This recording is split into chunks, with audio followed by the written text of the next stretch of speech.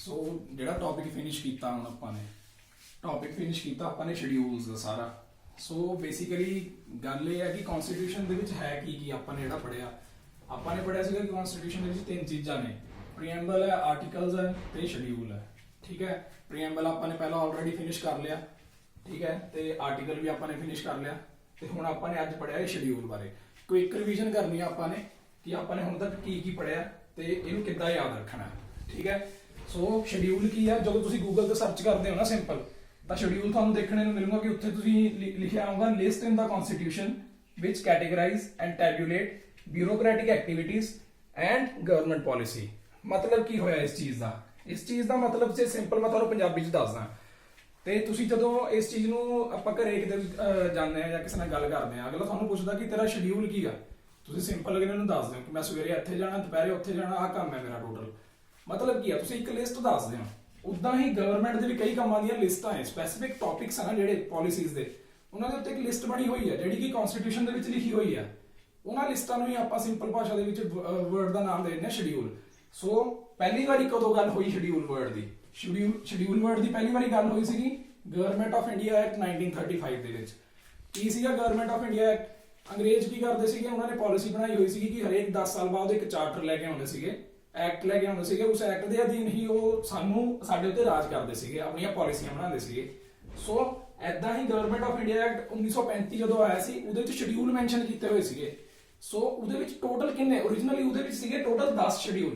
ਠੀਕ ਹੈ, ਇੱਥੇ ਮੈਂ ਤੁਹਾਨੂੰ ਤਾਂ ਹੀ ਨਾਲ ਦੀ ਨਾਲ ਨੋਟਸ ਦੇ ਵਿੱਚ ਮੈਂਸ਼ਨ ਕਰਵਾ ਰਿਹਾ।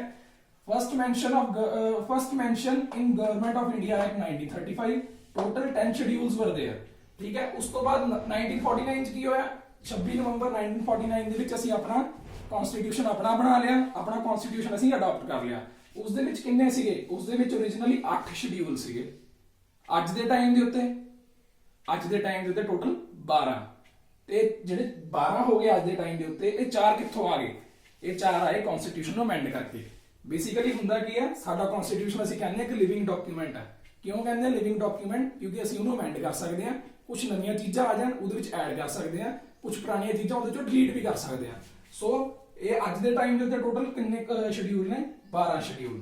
ਸੋ ਲਿਸਟ ਵਾਈਜ਼ ਆਪਾਂ ਸਾਰੇ ਸ਼ਡਿਊਲ ਪੜ੍ਹੇ ਆ। ਕੁਇਕ ਰਿਵੀਜ਼ਨ ਕਰਦੇ ਹਾਂ। ਫਸਟ ਸ਼ਡਿਊਲ, ਪਹਿਲੇ ਸ਼ਡਿਊਲ ਦੇ ਵਿੱਚ ਕੀ ਲਿਖਿਆ ਹੋਇਆ ਹੈ? Names of states and union territories. ਜਿੰਨੇ ਵੀ ਭਾਰਤ ਦੇ ਅੰਦਰ ਯੂਨੀਅਨ ਟੈਰੀਟਰੀਜ਼ ਹੈ, ਜਿੰਨੀਆਂ ਵੀ ਸਟੇਟਸ ਹੈ, ਉਹਨਾਂ ਦੇ ਸਾਰਿਆਂ ਦੇ ਨੇਮ ਇੱਥੇ ਮੈਂਸ਼ਨ ਹੋਣਗੇ। ਹੁਣ ਇੱਕ ਸਵਾਲ ਇਹ ਕਿ ਮੰਨ ਲਓ ਕੱਲ ਨੂੰ ਭਾਰਤ ਕਿਸੇ ਬਾਹਰਲੇ ਮੁਲਕ ਦੇ ਉੱਤੇ ਅਟੈਕ ਕਰਦਾ ਤੇ ਕੋਈ ਇੱਕ ਉਹਨਾਂ ਦਾ ਏਰੀਆ ਸਾਡਾ ਏਰੀਆ ਬਣ ਜਾਂਦਾ, ਅਸੀਂ ਉਹਨੂੰ ਨਵੀਂ ਸਟੇਟ ਬਣਾ ਦਿੰਦੇ ਆ ਜਾਂ ਨਵੀਂ ਯੂਟੀ, ਉਹਦਾ ਨਾਮ ਕਿੱਥੇ ਮੈਂਸ਼ਨ ਹੋਊਗਾ? ਜੇ ਐਦਾਂ ਦਾ ਕੋਈ ਕੇਸ ਹੁੰਦਾ ਹੈ, ਐਦਾਂ ਦਾ ਕੋਈ ਸਿਨੈਰੀਓ ਕ੍ਰੀਏਟ ਹੁੰਦਾ, ਤਾਂ ਸਾਨੂੰ ਸਾਡਾ ਸ਼ਡਿਊਲ ਅਮੈਂਡ ਕਰਨਾ ਪਊਗਾ। ਕਹਿਣ ਦਾ ਮਤਲਬ ਓਵਰਆਲ ਕਨਸਟੀਟਿਊਸ਼ਨ ਨੂੰ ਅਮੈਂਡ ਕਰਨਾ ਪਊਗਾ, ਤੇ ਉਹ ਅਮੈਂਡਮੈਂਟ ਹੋਊਗੀ ਫਸਟ ਸ਼ਡਿਊਲ ਦੀ, ਉੱਥੇ ਉਹਦਾ ਨਾਮ ਐਡ ਕੀਤਾ ਜਾਊਗਾ। ਰੀਸੈਂਟ ਐਗਜ਼ਾਮਪਲ ਦਿੰਦਾ ਤੁਹਾਨੂੰ, ਆਂਧਰਾ ਪ੍ਰਦੇਸ਼ ਔਰ ਤੇਲੰਗਾਨਾ ਦੋਨਾਂ ਨੂੰ ਡਿਵਾਈਡ ਕੀਤਾ ਗਿਆ। ਪਹਿਲਾਂ ਇੱਕ ਸਟੇਟ ਸੀ, ਹੁਣ ਉਹ 2 ਹੋ ਗਈਆਂ। ਤਾਂ ਤੇਲੰਗਾਨਾ ਦਾ ਨਾਮ ਪਹਿਲਾਂ ਤਾਂ ਕਿਤੇ ਮੈਂਸ਼ਨ ਨਹੀਂ ਹੋਣਾ, ਉਹ ਦੁਬਾਰਾ ਜਦੋਂ ਮੈਂਸ਼ਨ ਹੋਊਗਾ ਤਾਂ ਕਿੱਥੇ ਹੋਊਗਾ? ਫਸਟ ਸ਼ਡਿਊਲ ਦੇ ਵਿੱਚ ਅਸੀਂ ਉਹਨੂੰ ਮੈਂਸ਼ਨ ਕਰਾਂਗੇ। ਫਿਰ ਉਹਦਾ ਕੀ ਹੈ, ਇੱਕ ਅਧਿਕਾਰਿਕ ਰੂਪ ਦੇ ਵਿੱਚ ਉਹਨੂੰ ਅਸੀਂ ਸਟੇਟ ਮੰਨਾਂਗੇ। ਸੈਕੰਡ ਸ਼ਡਿਊਲ, ਇਮੋਲੂਮੈਂਟਸ ਦਾ ਮਤਲਬ ਹੁੰਦਾ ਤਨਖਾਹਾਂ। ਕਿਹਦੀ ਤਨਖਾਹ? ਪ੍ਰੈਜ਼ੀਡੈਂਟ ਦੀ, ਵਾਈਸ ਪ੍ਰੈਜ਼ੀਡੈਂਟ ਦੀ, CJI ਦੀ, ਹੋਰ ਜਿੰਨੇ ਵੀ ਗਵਰਨਮੈਂਟ ਅਫੀਸ਼ੀਅਲਸ ਆ ਉਹਨਾਂ ਨੂੰ ਕਿੰਨੀਆਂ ਤਨਖਾਹਾਂ, ਭੱਤੇ, ਜੋ ਵੀ ਉਹਨਾਂ ਨੂੰ ਮਿਲਦਾ, ਉਹ ਸਾਰਾ ਕਿੱਥੇ ਲਿਖਿਆ ਹੋਇਆ? ਸੈਕੰਡ ਸ਼ਡਿਊਲ ਦੇ ਵਿੱਚ। ਥਰਡ ਸ਼ਡਿਊਲ, ਓਥ ਐਂਡ ਐਫਰਮੇਸ਼ਨਸ ਕੀ ਦੱਸਿਆ ਸੀਗਾ? ਕਿ ਜਿਹੜੀਆਂ ਆਪਾਂ ਸੌਹਾਂ ਖਾਂਦੇ ਆ। ਫੋਰ ਐਗਜ਼ਾਮਪਲ ਕੋਈ MP ਬਣਦਾ, ਕੋਈ MLA ਬਣਦਾ, ਉਹਨੇ ਸਹੁੰ ਖਾਣੀ ਹੈ, ਤਾਂ ਉਹ ਸਹੁੰ ਕਿੱਥੇ ਲਿਖੀ ਹੋਈ ਹੈ? ਕਿਹੜੀ ਸਹੁੰ ਖਾਣੀ ਆ? ਉਹ ਇੱਥੇ ਲਿਖੀ ਹੋਈ ਹੈ। Third schedule of Indian constitution. Fourth schedule ਦੇ ਵਿੱਚ ਲਿਖਿਆ ਕਿ ਕਿਹੜੀ ਸਟੇਟ ਦੇ ਹਿੱਸੇ ਕਿੰਨੀਆਂ ਸੀਟਾਂ ਆਣਗੀਆਂ ਰਾਜ ਸਭਾ ਦੇ ਅੰਦਰ। ਸੋ ਉਹ ਇੱਥੇ ਮੈਂਸ਼ਨ ਹੈ ਤੁਹਾਡਾ। ਫਿਫਥ ਸ਼ਡਿਊਲ ਹੈ ਸ਼ਡਿਊਲ ਏਰੀਆਜ਼ ਦੇ ਰਿਲੇਟਡ। ਕੁਝ ਏਰੀਆਜ਼ ਐਦਾਂ ਦੇ ਨੇ ਇੰਡੀਆ ਦੇ ਵਿੱਚ ਜਿੱਥੇ ਕਿ ਟ੍ਰਾਈਬਲ ਪੀਪਲ ਰਹਿੰਦੇ ਆ, ਜਾਂ ਉਹ ਏਰੀਆਜ਼ ਐਦਾਂ ਦੇ ਵਿਲੱਖਣ ਨੇ ਕਿ ਉੱਥੇ ਅਸੀਂ ਬਾਹਰਲੇ ਬੰਦਿਆਂ ਨੂੰ ਉੱਥੇ ਐਂਟਰ ਨਹੀਂ ਹੋਣ ਦੇਣਾ ਚਾਹੁੰਦੇ ਜਾਂ ਉਹਨੂੰ ਪ੍ਰੀਜ਼ਰਵ ਰੱਖਣਾ ਚਾਹੁੰਦੇ, ਤਾਂ ਉਹ ਚੀਜ਼ ਇੱਥੇ 5th ਸ਼ਡਿਊਲ ਦੇ ਵਿੱਚ ਆਊਗੀ। ਠੀਕ ਹੈ, ਉਹ ਏਰੀਆਜ਼ ਕਿੱਥੇ ਮੈਂਸ਼ਨ ਨੇ? 5th ਸ਼ਡਿਊਲ ਦੇ ਵਿੱਚ। 6th schedule, other schedule areas. ਇਸ ਤੋਂ ਇਲਾਵਾ ਵੀ ਕੁਝ ਏਰੀਆਜ਼ ਐਦਾਂ ਨੇ ਜਿਹੜੇ ਬਿਲਕੁਲ ਹੀ ਪ੍ਰਿਮਿਟਿਵ ਨੇ। ਫੋਰ ਐਗਜ਼ਾਮਪਲ ਅੰਡੇਮਾਨ ਨਿਕੋਬਾਰ ਦੇ ਵਿੱਚ ਇੱਕ ਜਰਾਵਾ ਨਾਮ ਦੀ ਤੁਸੀਂ ਸੁਣੀ ਹੋਊਗੀ ਪ੍ਰਿਮਿਟਿਵ ਟ੍ਰਾਈਬ ਰਹਿੰਦੀ ਹੈ। ਉਹ ਏਰੀਆਜ਼ ਕਿੱਥੇ ਆਉਂਦੇ ਨੇ? ਉਹ ਕਿਹੜੇ ਪਾਰਟ ਚ ਆਉਂਦੇ ਨੇ? Other schedule area. ਉੱਥੇ ਬਹੁਤ ਹੀ ਰਿਸਟ੍ਰਿਕਸ਼ਨ ਆ, ਤੁਸੀਂ ਜਾ ਨਹੀਂ ਸਕਦੇ ਹੋ। ਨਾਰਥ ਈਸਟ ਦੇ ਵਿੱਚ ਕੁਝ ਏਰੀਆਜ਼ ਐਦਾਂ ਦੇ ਨੇ ਜਿੱਥੇ ਤੁਹਾਨੂੰ ਪਰਮਿਟ ਲੈਣਾ ਪੈਂਦਾ ਉੱਥੇ ਜਾਣ ਦਾ। ਸੋ ਏਰੀਆ ਸਾਰੇ ਕਿੱਥੇ ਮੈਂਸ਼ਨ ਨੇ? ਅਦਰ ਸ਼ਡਿਊਲ ਏਰੀਆ 'ਚ। ਸੋ ਹੁਣ ਸਭ ਤੋਂ ਇੰਪੋਰਟੈਂਟ ਚੀਜ਼ ਸ਼ਡਿਊਲ ਨੰਬਰ 7। ਸ਼ਡਿਊਲ 7 ਕੀ ਹੈ? ਇਹ ਐਕਚੁਅਲ 'ਚ ਆਪਾਂ ਕਹਿ ਸਕਦੇ ਕਿ ਡੈਮੋਕ੍ਰੇਸੀ ਦਾ ਪਤਾ ਲੱਗਦਾ ਸਾਨੂੰ ਜੇ ਕਿਸੇ ਨੇਸ਼ਨ ਦੇ ਵਿੱਚ ਪ੍ਰੋਪਰ ਡੈਮੋਕ੍ਰੇਸੀ। ਸ਼ਡਿਊਲ 7 ਦੇ ਵਿੱਚ ਆਪਣੇ ਲਿਖਿਆ ਹੋਇਆ ਹੈ separation of power. Separation of power ਦਾ ਮਤਲਬ ਕੀ ਹੈ ਕਿ ਸਾਡੀਆਂ ਜਿਹੜੀਆਂ ਸਾਡੇ ਮੁਲਕ ਦੇ ਵਿੱਚ ਜਿੰਨੇ ਵੀ ਤਰ੍ਹਾਂ ਦੀਆਂ ਪਾਵਰ ਹੈ, ਮੰਨ ਲਓ ਕੋਈ ਐਗਰੀਕਲਚਰ ਦੀ ਪਾਵਰ ਹੈ, ਕੋਈ ਬਿਜਲੀ ਦੀ, ਕੋਈ ਪਾਣੀ ਦੀ, ਇੱਦਾਂ ਦੀਆਂ ਜਿੰਨੇ ਵੀ ਪਾਵਰ ਆ ਉਹਦੇ ਉੱਤੇ ਕਿੱਦਾਂ ਲਾਅ, ਕਿਹੜੀ ਚੀਜ਼ ਸਟੇਟ ਸਰਕਾਰ ਲਾਅ ਬਣਾਉਂਦੀ, ਸੈਂਟਰ, ਉਹ 3 ਲਿਸਟਾਂ 'ਚ ਡਿਵਾਈਡ ਕੀਤੀਆਂ ਹੋਈਆਂ। ਉਹ 3 ਲਿਸਟਾਂ ਇੱਥੇ ਸ਼ਡਿਊਲ 7 ਦੇ ਵਿੱਚ ਲਿਖੀਆਂ ਹੋਈਆਂ ਨੇ। ਤੇ ਇੱਕ ਪਹਿਲੀ ਲਿਸਟ ਦਾ ਨਾਮ ਹੈ ਸਟੇਟ ਲਿਸਟ, ਸੈਂਟਰ ਲਿਸਟ ਤੇ ਕਨਕਰੈਂਟ ਲਿਸਟ। ਠੀਕ ਹੈ। ਸਟੇਟ ਲਿਸਟ ਦੇ ਵਿੱਚ ਉਹ ਸਬਜੈਕਟ ਮੈਂਸ਼ਨ ਨੇ ਜਿਹੜੀ ਸਟੇਟ ਸਰਕਾਰ ਹੀ ਕਰ ਸਕਦੀ ਹੈ, ਜਿਹਦੇ ਉੱਤੇ ਲਾਅ ਉਹੀ ਬਣਾ ਸਕਦੇ। ਸੈਂਟਰ ਲਿਸਟ ਦੇ ਵਿੱਚ ਉਹ ਮੈਂਸ਼ਨ ਨੇ ਜਿਹਦੇ ਉੱਤੇ ਸੈਂਟਰ ਬਣਾ ਸਕਦੀ। ਕਨਕਰੈਂਟ ਲਿਸਟ ਦੇ ਵਿੱਚ ਦੋਨੋਂ ਬਣਾ ਸਕਦੇ ਨੇ।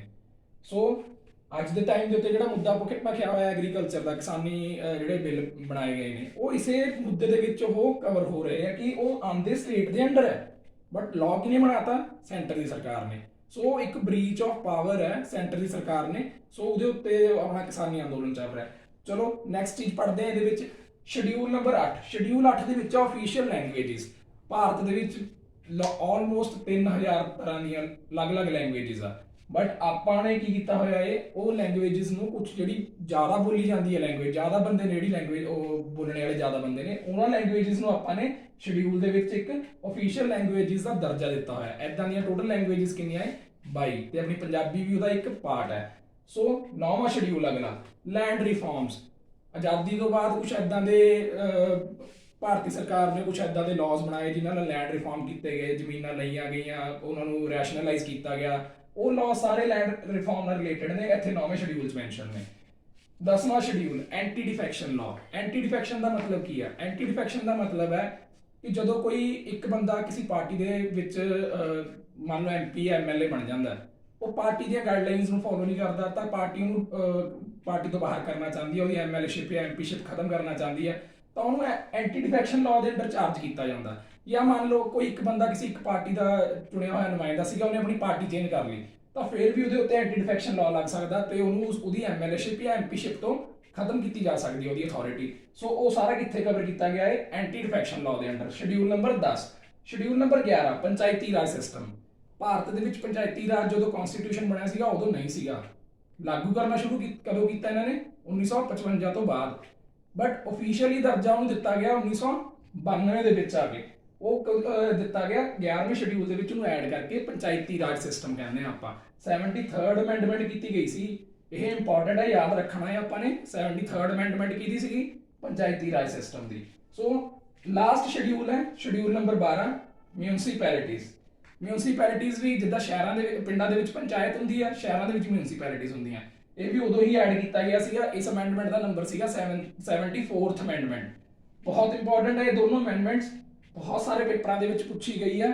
ਸੋ ਇਹ ਆਪਾਂ ਨੇ ਯਾਦ ਰੱਖਣਾ ਹੈ। ਇਹ ਵੀ ਉਸੇ ਈਅਰ ਦੇ ਵਿੱਚ ਹੀ ਕੀਤੀ ਗਈ ਸੀਗੀ 1992। ਸੋ ਆਪਾਂ ਨੇ ਹੁਣ ਇਹ ਸਾਰੇ ਸ਼ਡਿਊਲ ਆਪਾਂ ਨੇ ਪੜ੍ਹ ਲਏ ਸੀਰੀਅਲ ਵਾਈਜ਼। ਤੁਹਾਨੂੰ ਮੇਬੀ ਯਾਦ ਵੀ ਨਾ ਹੋਣ ਇਹ ਕੱਲਾ ਸੀਰੀਅਲ। ਹੁਣ ਤੁਸੀਂ ਕਹੋਗੇ ਕਿ ਸਰ ਯਾਦ ਕਿਵੇਂ ਕਰਨੇ ਆ ਫਿਰ ਇਹ? ਸੋ ਇਹਦਾ ਮੈਂ ਤੁਹਾਨੂੰ ਇੱਕ ਬੇਸਿਕ ਟ੍ਰਿਕ ਦੇਣ ਲੱਗਾ, ਤੁਹਾਨੂੰ ਕਦੇ ਭੁੱਲੋਗੇ ਨਹੀਂ। ਫਿਰ ਮੈਂ ਤੁਹਾਡੇ ਨਾਲ ਇੱਕ ਕੁਐਸਚਨ ਵੀ ਡਿਸਕਸ ਕਰੂੰਗਾ। ਲਾਸਟ ਟਾਈਮ ਪੰਜਾਬ ਪੁਲਿਸ ਦੇ ਜਿਹੜਾ ਸਬ ਇੰਸਪੈਕਟਰ ਦਾ ਐਗਜ਼ਾਮ ਹੋਇਆ ਸੀਗਾ, 85 ਨੰਬਰ ਕੁਐਸਚਨ ਸੀਗਾ ਉਹ। ਸੋ ਆਪਾਂ ਇਹਦੀ ਟ੍ਰਿਕ ਯਾਦ ਕਰਦੇ ਹਾਂ ਵੀ ਇਹਦੇ ਕਿਵੇਂ ਯਾਦ ਰਹਿਣੇ ਆਪਾਂ ਨੂੰ। ਸੋ ਜਿਹੜੀ ਯਾਦ ਕਰਨ ਦੀ ਟ੍ਰਿਕ ਹੈ ਉਹ ਇੱਕ ਸਿੰਪਲ ਲਾਈਨ ਆ। ਇਹ ਲਾਈਨ ਨੂੰ ਯਾਦ ਕਰ ਲਓ, ਤੁਹਾਨੂੰ ਇਹ ਸਾਰੇ 12 ਦੇ 12 ਸ਼ਡਿਊਲ ਤੁਹਾਡੇ ਉਂਗਲਾਂ ਦੇ ਉੱਤੇ ਯਾਦ ਹੋ ਜਾਣਗੇ, ਤੁਹਾਨੂੰ ਕਦੇ ਭੁੱਲੋਗੇ ਨਹੀਂ। ਸੋ ਲਾਈਨ ਕੀ ਹੈ? Tiers of old PM। Tiers ਦਾ ਮਤਲਬ ਕੀ ਹੁੰਦਾ? ਅਥਰੂ। ਠੀਕ ਹੈ। ਟੀਅਰਸ ਆਫ 올ਡ PM ਇੱਕ ਨਿਮੋਨਿਕਸ ਕਹਿ ਦਿੰਦੇ ਆਪਾਂ ਯਾਦ ਕਰਨ ਦੇ ਲਈ। ਹੁਣ ਇਹ ਕਿਵੇਂ ਯਾਦ ਰੱਖਣਾ ਹੈ? ਟੀ ਤੋਂ ਮਤਲਬ ਕੀ ਆ? ਟੈਰੀਟਰੀਜ਼। ਠੀਕ ਹੈ। ਉਹੀ ਆਪਾਂ names of UTs and territories. ਉਸ ਤੋਂ ਬਾਅਦ E ਤੋਂ ਮਤਲਬ ਕੀ ਆ? ਇਮੋਲਿਊਮੈਂਟਸ। ਇਮੋਲਿਊਮੈਂਟਸ ਦਾ ਮਤਲਬ ਤਨਖਾਹਾਂ, ਜੋ ਵੀ ਪ੍ਰੈਜ਼ੀਡੈਂਟ ਦੀ, ਵਾਈਸ ਪ੍ਰੈਜ਼ੀਡੈਂਟ ਦੀ, CJI ਦੀ, ਅਲੱਗ-ਅਲੱਗ ਕੈਗ ਦੀ, ਉਹ ਸਾਰੀਆਂ ਤਨਖਾਹਾਂ ਇੱਥੇ ਮੈਂਸ਼ਨ ਨੇ। A ਤੋਂ ਐਫਰਮੇਸ਼ਨਸ, ਹੋਰ ਕਿਆ ਕਹਿ ਸਕਦੇ ਆ? ਓਥਸ। R ਤੋਂ ਰਾਜ ਸਭਾ। S ਤੋਂ ਸ਼ਡਿਊਲ ਏਰੀਆ। O ਤੋਂ ਅਦਰ ਸ਼ਡਿਊਲ ਏਰੀਆਜ਼।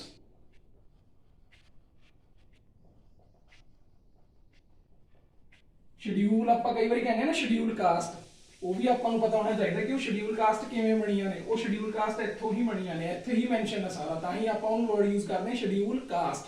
ਜਿਹੜੀਆਂ ਕਾਸਟ ਇੱਥੇ ਸ਼ਡਿਊਲਸ ਦੇ ਵਿੱਚ ਮੈਂਸ਼ਨ ਨੇ ਉਹੀ ਕਾਸਟ ਨੂੰ ਆਪਾਂ ਸ਼ਡਿਊਲ ਕਾਸਟ ਵੀ ਕਹਿ ਦਿੰਦੇ ਆ। ਤੇ ਆਪਣਾ ਹੋ ਗਿਆ, ਤੇ ਉਸ ਤੋਂ ਬਾਅਦ ਆਪਣਾ ਇਹ ਐਫ ਤੋਂ ਮਤਲਬ 7ਵਾਂ ਫੈਡਰਲ ਸਟਰਕਚਰ, मतलब कि सेपरेशन ऑफ पावर भी कहते हैं जिन्होंने ਆਪਾਂ।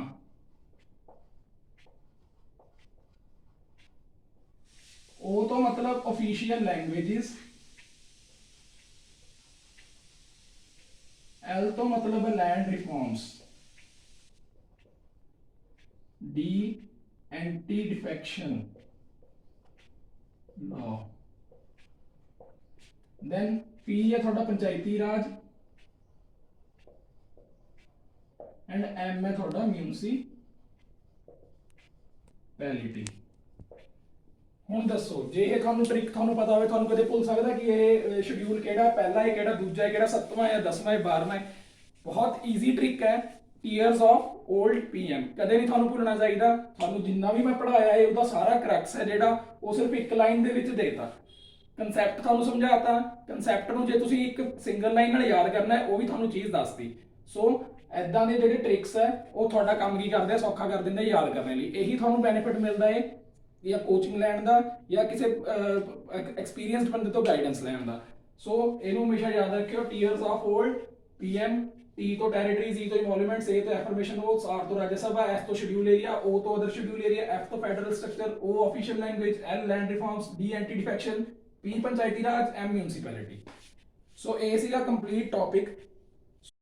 ਸੋ ਹੁਣ ਜਿਹੜੀ ਮੈਂ ਤੁਹਾਨੂੰ ਗੱਲ ਕਹੀ ਸੀ ਕਿ ਮੈਂ ਤੁਹਾਡੇ ਨਾਲ ਇੱਕ ਕੁਐਸਚਨ ਵੀ ਡਿਸਕਸ ਕਰੂੰਗਾ ਵੀ ਕਿਹੜਾ ਕੁਐਸਚਨ ਆਇਆ ਹੋਇਆ ਲਾਸਟ ਟਾਈਮ 2016 ਦੇ ਵਿੱਚ ਜਿਹੜਾ ਪੇਪਰ ਹੋਇਆ ਸੀਗਾ, ਮੇਰੇ ਕੋਲੇ ਪੇਪਰ ਹੈ, ਉਸ ਪੇਪਰ ਦੇ ਵਿੱਚ 85th ਕੁਐਸਚਨ ਸੀਗਾ।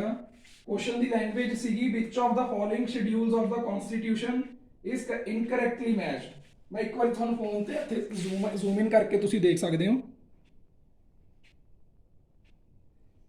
क्वेश्चन सीगा which of the following incorrectly matched. ਆਪਾਂ ਨੇ ਦੱਸਣਾ ਕਿਹੜਾ ਗਲਤ ਮੈਚ ਕੀਤਾ ਹੋਇਆ ਹੈ। ਇੱਥੇ ਦਿੱਤਾ ਹੋਇਆ ਸ਼ਡਿਊਲ 7, ਉਹਦੇ ਸਾਹਮਣੇ ਲਿਖਿਆ ਹੋਇਆ ਹੈ ਰਾਜਾ union list, state list, concurrent list. Schedule 8 ਦੇ ਸਾਹਮਣੇ ਲਿਖਿਆ ਹੋਇਆ ਹੈ लैंग्वेजेस। ਸ਼ਡਿਊਲ 10 ਦੇ ਸਾਹਮਣੇ ਲਿਖਿਆ ਹੋਇਆ ਡਿਸਕੁਆਲੀਫਿਕੇਸ਼ਨ ਔਨ ਡਿਫੈਕਸ਼ਨ।